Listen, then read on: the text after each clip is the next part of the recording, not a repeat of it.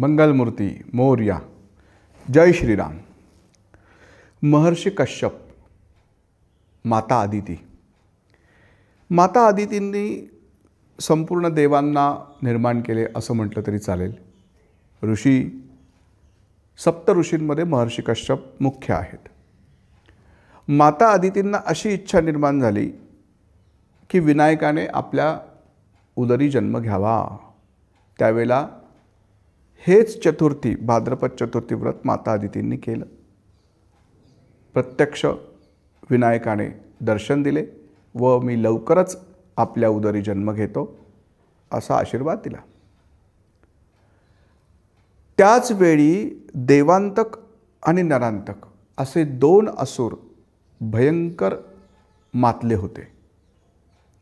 संपूर्ण त्रिलोकात स्वतःची सत्ता त्यांनी निर्माण केली होती. त्यावेळी आकाशवाणी झाली, देवांतक आणि नरांतक, तुमचा काळ लवकरच महर्षी कश्यपांच्या घरी जन्माला येतोय. हे समजल्यानंतर जसे बालकृष्णाला मारण्यासाठी कंसाने अनेक असुर पाठवले, तसेच माता आदितीच्या पोटी जन्माला आलेले महोत्कट नावाचे गणेश स्वरूप, म्हणजे गणेशाने, विनायकाने माता आदितीच्या पोटी महोत्कट या नावाने जन्म घेतला आणि बाल वयातच वध करण्यासाठी नरांतक आणि देवांतक प्रयत्न करू लागले. परंतु प्रत्येक असुर हा स्वतःच काळ होऊन स्वतःचा मृत्यू ओढवून घेत गेला. पुढे महोत्कट विनायक हे 8 वर्षाचे झाले. उपनयन त्यांचा झालेला होता. तेव्हा काशी नरेश महर्षींकडे आले व माझ्या पुत्राचे विवाह कार्य करायचे आहे, त्या पौरोहित्य कर्मासाठी म्हणजे विवाह लावण्यासाठी आपण चला. महोत्कट हे अत्यंत हुशार, महर्षींच्याच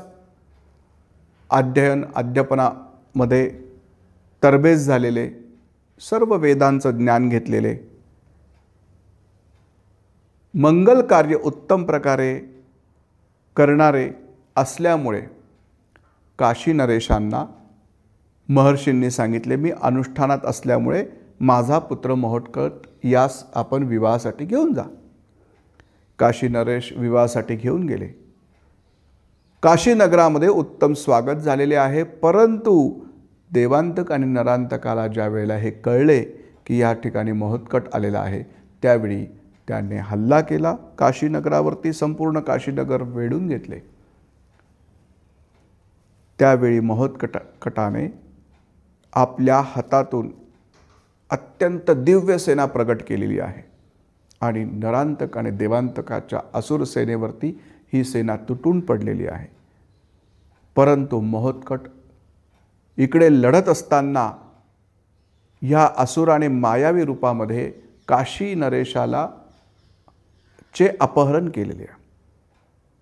हे कळताच पुन्हा महोत्कटाने योग मायेतून कुठे आहे हे लक्षात घेऊन काशी नरेशाची सुटका करून घेतली आणि देवांतक आणि नरांतक या 2 असुरांचा वध केलेला आहे. पुढे महर्षी कश्यपांच्या आश्रमामध्ये काही दिवस वास्तव्य करून आपला अवतार कार्य संपवलेलं आहे.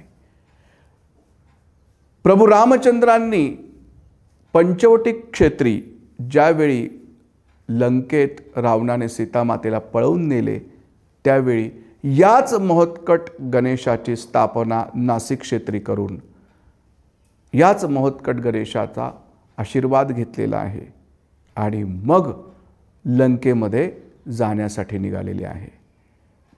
मंगलमूर्ती मोरया. जय श्रीराम.